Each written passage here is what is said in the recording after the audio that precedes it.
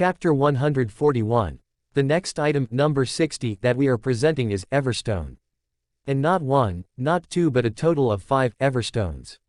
And since we understand that most people only need one Everstone, the next 5 Everstones will be sold separately.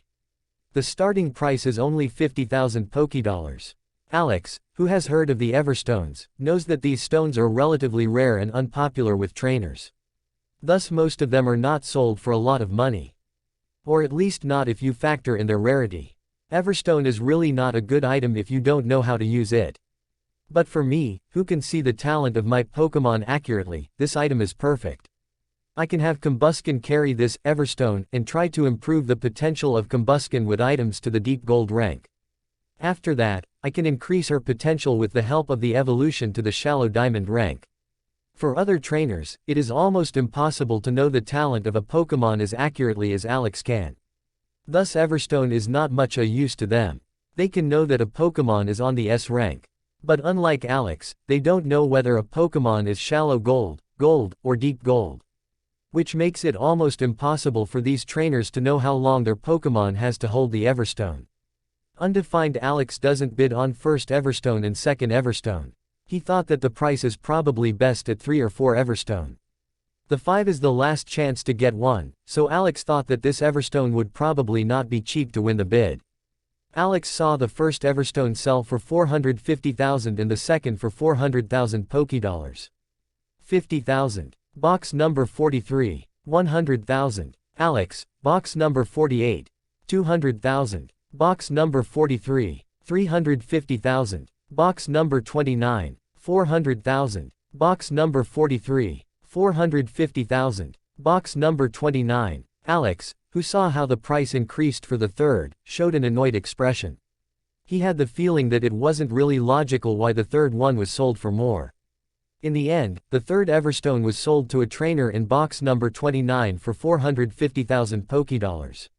50,000. Box number 43, 100,000. Box number 33. Alex, who saw another fellow bidder, made a solemn face. 3 people wanting 2 items is really not an optimal situation.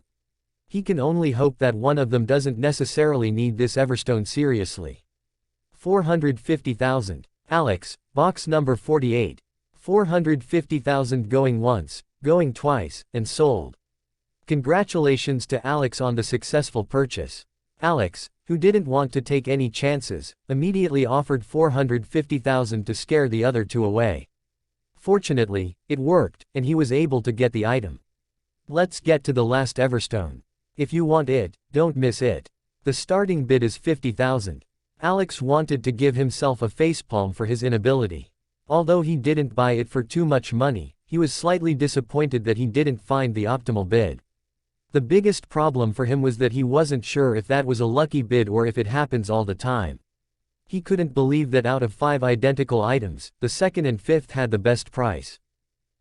Fifth seems too dangerous. Second seems like the best option to bid. While Alex was thinking about these possibilities, the auction went on. Many good but not really useful items were offered that Alex ignored. But when auction item number 76 was presented, Alex showed his interest. Clay introduced the next item to the auction participants. Next, we have the whole steel from a Deadhigh Elite Fortress of the S rank. We have divided the steel into 10 steel pieces so that it is easier to give the optimal amount to your Pokémon. Although we don't have the heart, the steel is very helpful for any steel-type Pokémon. The starting bid is 500,000 Pokédollars. Alex, who has 2 steel-type Pokémon, knew that he had to bid this time. 500,000 inches. Box number 24. 2 million. Alex, box number 48. Alex, who was willing to pay 4 million Pokédollars for this item, was not afraid to increase the price a lot. 2.5 million. Box number 13. 3 million. Alex, box number 48. 3 million going once, going twice, and sold. Congratulations to Mr. Stark on the successful purchase. Alex, who had already spent 6,250,000 Pokédollars, only had 1,741,810 left. Without the total price for the feathers. So much for being rich, thought Alex as he used his hard-earned money. Alex looked in silence at the rest of the auction items. Even if a few items were really good, he could no longer afford them. For example, there was a heart from a champion Gothitelle on the S rank that Alex would have liked to buy. Unfortunately, he didn't have 6 million to bid. Alex was a bit sad after this item and looked at the next item with his suppressed emotion. Clay said with a professional smile, the next item is the heart of a high elite Ursaring on the A rank. The starting bid is 100,000 Pokédollars. Alex, who heard this, immediately thought of Ditto. Although Eevee is also a normal-type Pokémon, the effect is weakened because Eevee already has a higher potential than the mentioned Ursaring. 100,000. Alex, box number 48. 500,000. Box number 33. Alex, who swallowed his own medicine, showed a vexed expression when he heard that. Although he wanted to stop bidding, he knew that Ditto needed this item very much. 550,000. Alex, box number 48. 600,000. Box number 33. 650,000. Alex, box number 48. 650,000 going once, going twice, and sold. Congratulations to Mr. Stark on the successful purchase. Alex knew that this would probably be the last item that he would be buying for this auction. So he started thinking about the best way to beat Misty so that his 2 million doesn't go to waste. For Alex, 2 million is a lot to lose just like that. Chapter 142. During the rest of the auction, Alex found no items that he could afford or was interested in, so he just watched silently. He saw another gold Pokémon being sold that he was interested in but didn't have enough money to bid. Pokémon. Lapras. LV. 16. Undefined type. Water, ice.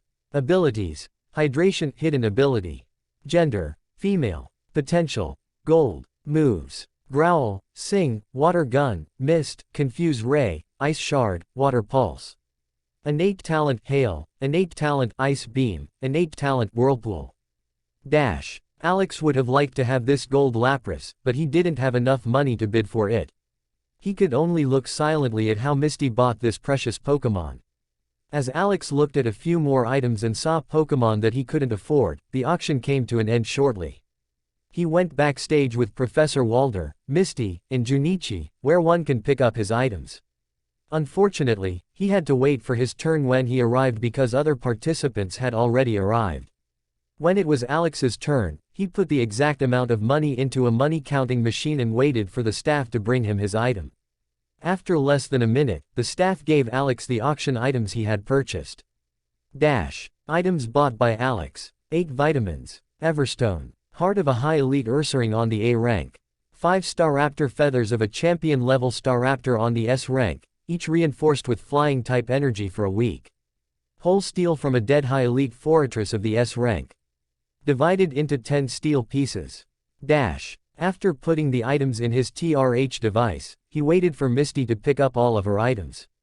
In this world, Pokédex may look similar to mobile. Of course, not all Pokédex look like that, and you can find Pokédex similar looking to the one in the anime. But one wouldn't necessarily know that the TRH device is not a Pokédex unless inspected closely. That is why Alex used it to store items without any care in front of everyone. Junichi, who picked up his own item, said goodbye to the group and set off on his own. He had no interest in watching the fight between Misty and Alex. Professor Walder, on the other hand, was very interested in this fight. He was excited to see who would win in this rematch. Misty picked up her Pokémon and items and went towards Alex, who was waiting for her. "We can go now. I hope you're ready to lose," Misty said with a confident expression. Alex just answered slightly, "Humph, good luck. You will need it, though it won't help you much." Misty saw that she was being underestimated and showed a torn expression. She felt that Alex had no reason to be arrogant just because he defeated her. 2 months ago, she had been a trainer for only 6 months. So she probably had a lot less training time than Alex, who is older than her. She knows that Alex is more than 1 year, 1.5 years older than she was and therefore probably had more time to train his Pokémon than her. Misty thinks that Alex is not a trainer good at Pokémon training and is only good at tactics. Alex, feeling the confidence of Misty, had a strange feeling. He wasn't sure why Misty was so sure she could beat him. Misty and Alex looked for a large open area outside the city where they could fight in peace. Okay, let's first agree on the rules. I am in favor of us using the rules of the Kanto Rookie Tournament and having 3 vs 3 Pokemon fights. Alex, who now has 2 elite Pokemon and a LV39 Deep Gold Gardevoir, wanted to fight 3 vs 3, of course. He had the feeling that with this format, he had the highest chance of winning. Misty, who heard that, said with an arrogant expression, "Do you think I don't know that you want to choose the format that is best for you? Huh. Both can play that game. I want to fight in a 1 vs 1 format." Alex said with an indifferent expression, "Why do you want to change the rules that we use in the finale? I don't think it's very fair." Misty started to speak with an angry expression. "Fair? Did you just say fair? Was our last fight fair? Shameless people like you shouldn't talk to me about fairness." Alex said calmly, "I didn't break the rules in the last fight. You shouldn't blame others for your loss. You yourself are responsible for your defeat. Shut up, you two-class trainer. What other qualities do you have other than using dirty tactics? Even your face is third class." Alex heard Misty even belittling his handsome face, and started boiling up. "You wooden board. You shouldn't talk about the look of other people. You're as XY as an elementary school student and should shut up. I'm still growing, you bastard. Dare to say something like that again, and I'll ram my fist onto your face and bury you in the ground." Professor Walder, who noticed that the situation was getting out of control, said, "Please, calm down both of you.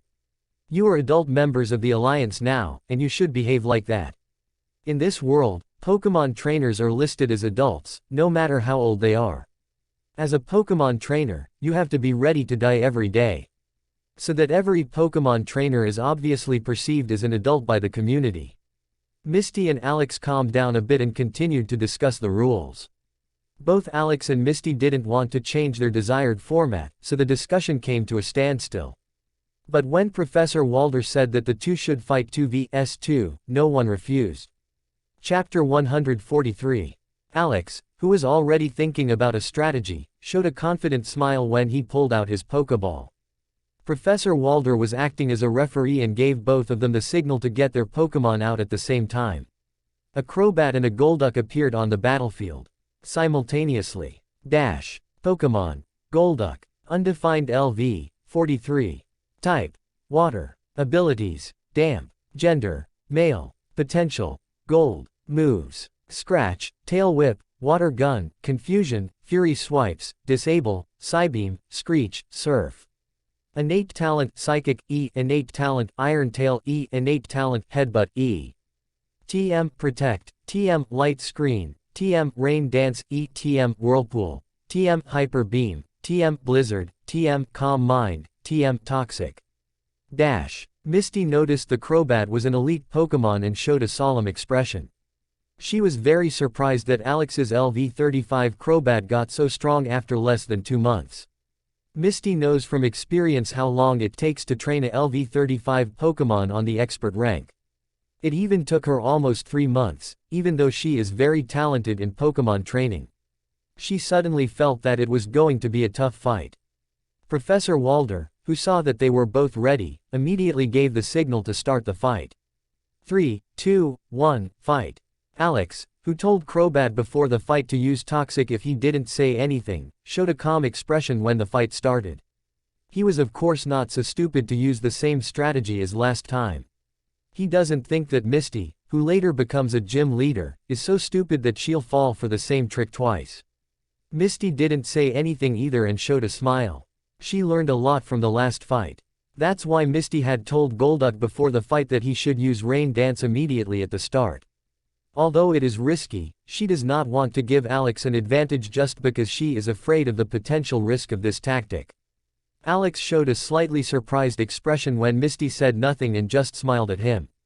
Just like Crobat, Golduck also started preparing a move, and Alex understood what Misty was doing. Even though he realized it was now too late to change his tactics. Golduck, whose move was on the expert rank, was quicker, and giant clouds began to appear in the sky over the battlefield. Alex, who saw this high range, noticed that it was much bigger and stronger than the Rain Dance on the normal rank. Crobat, who finished shortly after, started launching a toxic to Golduck. Misty, who saw this well-known move, didn't show a nervous expression when she said, "Protect," and then Blizzard. Golduck successfully blocked his move and started preparing for the next move. Alex, who heard Misty's move, suddenly felt a bit nervous. Misty was a lot more experienced than before and even had a hidden combo that she can use to win if Alex doesn't react quickly. Misty's strategy gave her several advantages. 1. Golduck's water-type moves deal more damage.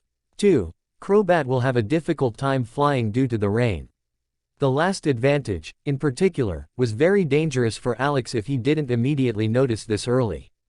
Alex immediately said, "Crobat, quickly fly to the edge of the arena and try to avoid the move Blizzard. But if you notice that you can't avoid it, then use Protect quickly." Crobat immediately began to fly away quickly, building a large gap between the two. After Crobat is 30 meters away, Golduck launches his move Blizzard. Crobat tried to evade while flying away but soon knew that he won't be able to dodge everything so quickly, so he used Protect. After using Protect, he immediately flew to the edge of the battlefield. Misty noticed that the Crobat was flying further and further away, was still not at the edge of the arena yet. She suddenly felt that the battlefield was too big. Wait, is the battlefield 20% bigger than in the tournament? Ah, this bastard set me up.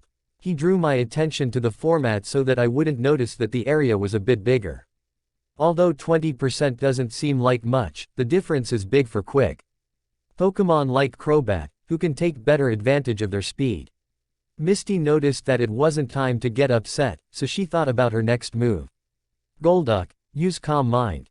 Misty's next strategy is to reinforce Golduck, so she only needs 1 or 2 hits from Psychic to beat Crobat. Psychic, who has a good range on the expert rank and is almost inevitable, is the optimal move to defeat Crobat in this large area. Together with that, she will have her Pokémon buffed up for the next fight. Misty's strategy was many times better than last time. Alex, who immediately understood Misty's plan, showed a solemn expression. He felt that Misty would make a really good gym leader. Crobat, use Swift as long as she is boosting her Pokémon. Crobat, who is now on the elite rank, can do a lot of damage. So Misty's Golduck can't take many attacks. Golduck, who successfully used Calm Mind once, was hit by Crobat's Swift and suffered a bit of damage. Misty, who noticed that she can't use Calm Mind too often, said, "Golduck, run towards Crobat and use Psychic when Crobat is at the edge of the arena or when you think he can't get out of range." Alex, who had expected this, gave a small smile. Crobat, use Fly. Crobat, who was still out of range, had no fear of being hit and immediately flew high in the sky. Alex, who chose this optimal moment, showed a smile. Fly is Crobat's strongest move but also the move that cannot always be used. After a few seconds, Crobat flew with ridiculous speed towards Golduck from a high point in the sky. With this, he had no way of evading. Golduck, use Psychic. Golduck was hit in the head by the fallen Crobat and suffered severe damage. He only had around 30% HP excess after this critical hit. Although Golduck had taken critical damage, he used Psychic and also deal severe damage to Crobat. Crobat hit by Psychic lost more than 60% HP from just one hit. Alex saw this exchange and was happy. He knew that Golduck would have actually won this fight if Crobat hadn't hit him in the head. Crobat, use Cross Poison. Golduck, use Psychic. At almost the same time, both trainers gave their commands for the next and probably the last moves. Crobat and Golduck suffered critical damage. Crobat fell unconscious on the floor. But to Alex's surprise, Golduck, covered in blood, was still standing upright. He looked as bad as Crobat last time. Alex looked at the unconscious Crobat and thought, okay, that's harder than I thought. Chapter 144. Even though Alex lost the fight, it wasn't as bad as it looked. Golduck won but took so much damage that it will be defeated in just one hit. Alex gave a small smile as he called out Scizor onto the battlefield. 3, 2, 1, go. Professor Walder gave the signal to start. Scizor, quick attack. Golduck, use Iron Tail. Undefined. Unfortunately, quick attack is a move that requires very little preparation time, so Scizor can use it almost immediately. Golduck, who was hit by Scizor, was immediately thrown to the ground and passed out. Misty, who saw that Golduck wasn't even able to hit one attack on Scizor, wasn't really pleased. It was a shame that Scizor can use quick attack. Misty called out Starmie. Starmie, let's win this one. Dash. Pokemon. Starmie. LV. 44. Type. Water, Psychic. Abilities. Natural Cure. Gender. Genderless. Moves. Harden, Tackle, Psywave, Water Gun, Swift, Minimize, Confuse Ray, Bubble Beam, Light Screen, Psychic, Recover. Innate Talent, Hyper Beam, E. Innate Talent, Blizzard, E. Innate Talent, Psyshock, E. TM, Toxic, TM, Surf, E. TM, Thunder, TM, Thunder Wave, TM, Substitute, TM, Protect, TM, Facade. Dash. Alex, who saw how Starmie has now Surf on the expert rank, showed a serious expression. In the last fight, Starmie did not have an expert rank move which can get a great advantage against Scizor. Unfortunately, that is no longer the case. Fortunately, Scizor is now also an elite Pokemon, so the power difference is no longer great. Although there is a 4-level difference, Scizor has the type advantage, so that it is relatively balanced. Maybe a bit more in the direction of Starmie. Professor Walder, who saw that they were both ready, immediately gave the start signal.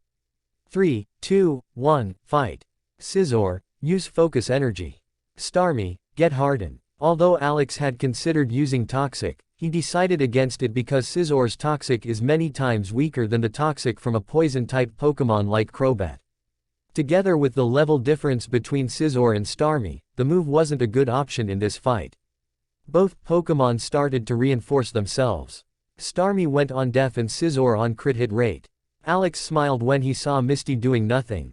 For its strategy, it was critical that Scizor does not take too much damage at the beginning. Scizor finished first and successfully used Focus Energy once. In comparison, Starmie took a little longer. Scizor trains this move much more often than Starmie. That's why. Alex saw that Scizor was almost done and said, Scizor, again. Starmie, use Thunder Wave. Starmie started preparing Thunder Wave a little later than Scizor. Alex, who saw this, waited a bit when he said, Scizor, use Protect after you've successfully used Focus Energy. Scizor successfully used Focus Energy twice and then immediately Protect to block Misty's move. Alex, who saw that his plan worked optimally, said with a smile, Scizor, use Fury Cutter until Starmie is defeated. Now that Scizor is on the elite rank, it deals a lot more than the last time when he could only get a draw. Misty wasn't scared of Alex's plan. She does not believe that her Starmie, who is 4 levels higher than Scizor, would lose in such a fight. Starmie, use Surf. Surf, who is on the expert rank, finished first and hit Scizor, who took a good amount of damage from it. But compared to the last fight, the damage was lower. Scizor used Fury Cutter and hit Starmie with it. Although the first hit is not very strong, it still did good damage thanks to Technician. Misty, who saw that Starmie wasn't faring well in this close combat, showed a surprised expression. She didn't expect her Starmie to suffer so much damage. Starmie, use Minimize. Both Pokemon are preparing their move. Scizor finished first and added a second Fury Cutter to Starmie. Even though Starmie was hit, she still managed to use Minimize. Misty saw that Starmie was really twice as small as before, and it was now harder to hit. She hopes that she is a little lucky and can interrupt Scizor's combo with it. Starmie, use Surf. The time pressure did not allow her to come up with a better plan. When both Pokemon prepared their moves again, Starmie was faster this time and met Scizor with Surf. Scizor, who was hit by this attack, had only around 45% HP left and had a few injuries on his body. Scizor, who prepared his next Fury Cutter after this hit, didn't waste time and hit Starmie in a sensitive area while Starmie was trying to evade. A critical hit. Starmie only has around 5% HP left after this hit and had injuries all over her body. Starmie, use Surf and then Protect. Alex had a faint smile on his face when he spoke. Scizor used Metal Claw 2.0. Misty's new plan was to use Starmie's Surf and then block Scizor's move. After that, Scizor should have suffered enough damage for Starmie's Hyper Beam to defeat him. Alex knew that he had won and was quite happy. Starmie finished first and used Surf. Scizor was hit and took a good amount of damage. Starmie didn't start preparing a new move and started waiting for Scizor's Metal Claw to use against Protect. Scizor, who had finished preparing his move, ran towards Starmie and used his move. Misty saw how Scissor's claws are white and not silver. She knew that something was wrong. She could feel it. Starmie, use Protect, and a visible shield appears. Scissor then used the move Feint and broke through Starmie's shield and hit Starmie, who had barely any HP left. Starmie fell to the ground unconscious, and Scissor showed a proud expression. Alex, who saw that his tick worked, showed a small smile as he thought, I had to work really hard for these 2 million. Chapter 145. Professor Walder went to Misty and praised her for the tactics she showed during the fight. He thought that her improvement was fabulous, and this defeat couldn't change that fact. If she had fought like this in the last fight, she would have unquestionably won the tournament. Misty talked to Professor Walder a bit before saying goodbye only to him and walking away. She totally ignored Alex and didn't say anything to him. Alex showed no reaction to Misty's behavior. He knew that this relationship could not be mended instantly. This takes time, and although it is beneficial to have a gym leader as a friend, it is not a must. Misty gave him the 2 million before the fight started. Professor Walder went over to Alex with a smile and said, Alex, that was a great fight. Although you had told me beforehand, I'm really impressed with how speedily your Pokémon leveled up. Undefined Alex, who was starting to like Professor Walder more, said with an appreciative smile, Thank you, Professor. Me being able to successfully increase the potential of my Pokémon is one of the key factors for that. But I know that this fight was closer than it looked. I'm still way too weak. Even in my age group. Professor Walder said with a pressing tone, Alex, I see that you bought a lot of items to increase your Pokémon's potential. And I have to tell you one important related to that. The base talent of a Pokémon is very important, more than you may think. And it's very challenging to raise Pokémon with poor talent too high. For example, if your A-rank Pokémon was initially born with B rank, then you will have it much more difficult to increase its talent to the S rank. Although it is possible to make even a B-rank Pokémon an SS rank, journey to the SS rank from S rank will be much harder compared to the Pokémon born with S rank. Alex, who heard this for the first time, had a surprised expression when he said, Why haven't I heard of this before? That should be important basic information for trainers. Professor Walder said with a smile, Not many people know about it, and it is forbidden to talk about it to someone who does not have a high rank in the Alliance. The Alliance does a basic check of the top 3 rookies every year. When they pass this test, they get this information along with the invitation to this auction. You can see it as a small bonus. Although you will be severely punished if they find out that you are giving this information without authorization. Honestly, the Alliance only allows it because they are afraid that you not knowing this may harm your potential as a trainer. But why is it forbidden to share this information? Alex pondered for a second, and suddenly a thought came to his mind. Wait, is it because if it became common knowledge, then the regular trainers will treat their Pokémon with poor potential even worse? Professor Walder nodded and showed a sad expression when he said, Sadly, you are right.